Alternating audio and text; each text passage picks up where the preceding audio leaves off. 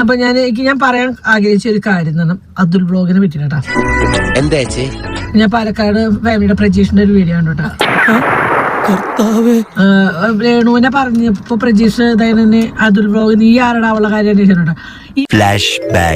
അതിലാണ് വെറും രേണു സുധി എന്നുള്ള ആളുടെ വീഡിയോ മാത്രമേ ചെയ്യുള്ളൂ. കാരണം അറിയോ, അതിൽ ചേട്ടൻ അതിട്ടാലേ റീച്ച് ഉള്ളൂ ഗൈസ്. ഞാൻ രേണുവിന്റെ വീഡിയോ ഇടുന്നതിൽ നിനക്കെന്താ, നീ ആരടാ ചോദിക്കേ? നീ ആരുടെ ഞങ്ങളുടെ കാര്യത്തിൽ ഇടപെടാൻ?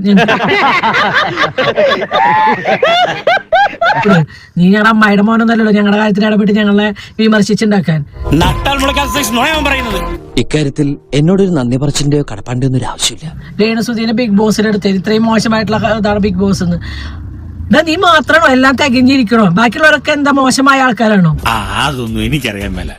ഇങ്ങനെ എന്തെങ്കിലുമൊക്കെ പറയുമ്പോഴേ എന്റെ മനസ്സിനൊരു സന്തോഷം ഉണ്ടാവുള്ളൂ.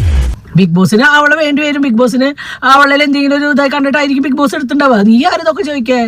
ഇവള് അച്ചായം പറയുന്ന പോലെ അത്ര മോശക്കാരിയൊന്നുമല്ല. ഇവള് വലിയ കുടുംബത്തിലുള്ളതാ. ബിഗ് ബോസ് എടുത്താലും നിന്റെ വീട്ടിലത്തെ കാശോടായിട്ടോന്നല്ലോ ബിഗ് ബോസ് അവൾക്ക് കാശ് കൊടുക്കണത്. മര്യാദക്കാണെങ്കിൽ മര്യാദക്ക്, ഇല്ലെങ്കിൽ സോഫി ആരാണ് നാളെ അറിയും.